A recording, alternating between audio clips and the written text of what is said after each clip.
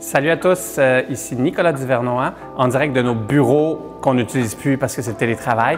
Je suis le président fondateur de Pure Vodka de Romeo Gin et je suis le cover pour Avril Magazine du mois d'août.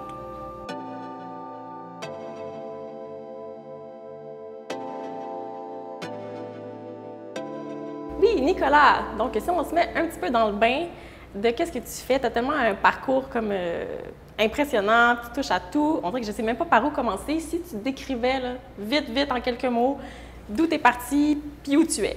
Je suis parti de nulle part et j'essaie d'aller quelque part. Je suis parti, moi j'ai fait sciences politiques à l'Université de Montréal par défaut, parce que je voulais être architecte, mais je n'ai pas eu les notes pour. Et ensuite, quand j'ai fini l'université, je me suis lancé en affaires. J'ai ouvert un restaurant, je l'ai surtout fermé. Et c'est au restaurant que j'ai découvert la popularité de la vodka. Et donc, avec Caroline, aujourd'hui ma femme, mais dans le temps, ça faisait à peine 2 semaines qu'on était ensemble, on a décidé de se lancer en affaires pour produire le premier spiritueux au Québec, Pure Vodka. Et par la suite, là aujourd'hui, on est rendu le plus grand producteur indépendant au Canada de spiritueux avec une multitude de produits. Félicitations, c'est vraiment impressionnant. Puis là, ça, c'est juste le côté avec les spiritueux, donc tu touches aussi à... Oui, disons que je suis actif. J'ai 3 enfants à 4 ans et demi, ça montre que je suis en forme physique, dont un petit garçon de 2 semaines, mon beau Raphaël. Je suis un dragon à la télé depuis 3 ans. Je suis très impliqué avec un mouvement que j'ai cofondé avec Anne-Marc qui s'appelle Adopting, qui vient en aide aux entrepreneurs aspirants. J'ai le privilège de siéger sur le conseil d'administration d'Investissement Québec. Donc, je suis très impliqué dans tout ce qui est essor, renouvellement et développement économique au Québec. Je crois énormément, surtout pour les entreprises qu'on appelle les PME, les petites et moyennes entreprises, qui sont vraiment le poumon économique du Québec et qui ont tous derrière eux des entrepreneurs avec les 2 pieds sur terre. Puis moi, j'aime beaucoup l'entrepreneuriat humain. Quand ça prend une taille gigantesque, des fois, c'est moins humain, ça m'intéresse moins. Et donc, voilà, c'est parmi ce que je fais. J'écris aussi dans les affaires depuis 3 ans, depuis 5 ans. Bref, je fais bien des affaires que j'oublie souvent. Ce que j'oublie pas, c'est un bon verre de vin avec du fromage. Moi, mon père est français, il vient de Bourgogne, ma mère est québécoise, elle vient de Saguenay. Et puis, j'ai été très rapidement mélangé dans ces 2 cultures, puis ces 2 régions dans chacun des pays qui sont très culinaires, hein. Il y a beaucoup de bouffe. Donc, je suis un bon vivant et ma femme fait très bien à manger. Moi aussi, j'essaye du moins. Et donc, on aime bien boire, bien manger et faire des enfants. Puis, une autre question aussi, comment tu fais pour justement garder les pieds sur terre? Tu sais, des fois, quand tu réalises tout ce que tu fais, qu'est-ce qui te reground, si je peux me permettre l'expression? Tu sais, il y a une image de l'entrepreneuriat dans la collectivité qui est prise par des exemples d'extrêmes. Un peu comme il y a une image de la vedette qui est prise à l'extrême. La majorité des vedettes du monde bien normaux, les beaux IGA, sont bien normaux. Les vues qui sont dans les revues, les ci, les ça, l'entrepreneuriat, même affaire. Bon, là, on prend des exemples de Guy Laliberté, je ne sais pas quoi qui va dans l'espace, tout ça, mais l'immense majorité des entrepreneurs, le soir, là, je rentre puis j'ai des stress, j'ai des engueulades avec ma femme, ma mère m'appelle pour une chose ou une autre. Groundé, je crois aussi que j'ai tout fait dans l'entreprise.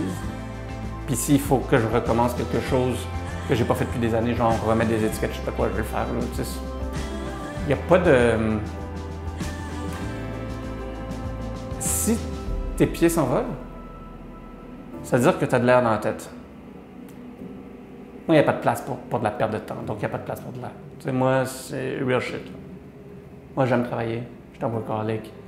Je vis pour mon entreprise et pas de mon entreprise. Et donc, non, je rêve juste le jour où je peux avoir des vacances. Quand tu es un entrepreneur ou que tu es un employé ou quand tu es célibataire, tu sors, tu te prépares, tu te mets en scène, tu te maquilles, tu te déguises, tu t'habilles, tu mets un costume. Et donc ça, moi, je trouve que c'est beau de voir des jeunes, je suis très impliqué avec les jeunes entrepreneurs, je suis notamment porte-parole de l'Association des clubs d'entrepreneurs du Québec, puis c'est les jeunes cégep et universités qui sont dans des clubs entrepreneurs en même temps qu'ils sont étudiants. Puis il y en a, tu vois, là, ils sont à l'aise avec qui ils sont. Puis ils ont 17 ans. Moi, à 17 ans, je ne savais même pas comment je m'appelais, là, tu sais, tellement j'étais comme pas à l'aise. Puis là, tu as un bouton, tu capotes. Puis tu sais, voir du monde libre, la vraie liberté, c'est de pouvoir s'exprimer. Et c'est beau, tu sais, dans des concours de pitch, de voir du monde comme ça, tu es comme « oh wow ». Puis je crois que le théâtre te permet ça. Je crois que l'improvisation est très importante. Et je crois que la musique, ben pas je crois, la musique développe le cerveau, c'est prouvé par tous les chercheurs du monde. Et la musique aide aussi pour un côté plus scientifique, parce qu'il y a quand même une logique dans la musique. Et donc, ouais, moi, c'est ça que je veux léguer, des voyages, des repas qu'on a eus, des moments où on est juste comme devant le Saint-Laurent, je me rappelle à un moment donné, puis on a vu, on n'était pas à Montréal, on a vu comme une baleine, tu sais. Ça vaut, c'est ça, il n'y a pas d'argent qui achète ça. C'est comme voir des filles qui savent qu'il y a des baleines, pas trop sûres si ça existe ou pas, un peu comme le Père Noël, tu sais. Puis la baleine est devant eux, ils sont comme « oh shit, ça existe! » Voir ça, tu gagnes à la loterie, tu sais. Fait que, ouais, je suis plus ça, moi. T'es quel genre de papa? Je suis un papa sur son cellulaire. Soit pour prendre des photos de mes filles, maintenant mon garçon. Ma femme ne prend pas de photos, ça me rend fou. Soit pour répondre à des courriels, malheureusement. Mais je suis un papa... un papa amoureux. Pas moitié sévère, normal.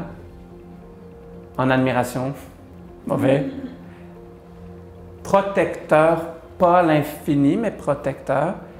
Mais quand je suis devenu papa, moi j'ai toujours voulu des enfants, mais c'est quand je suis devenu papa que j'ai compris c'est quoi être un parent, c'est quoi être un papa.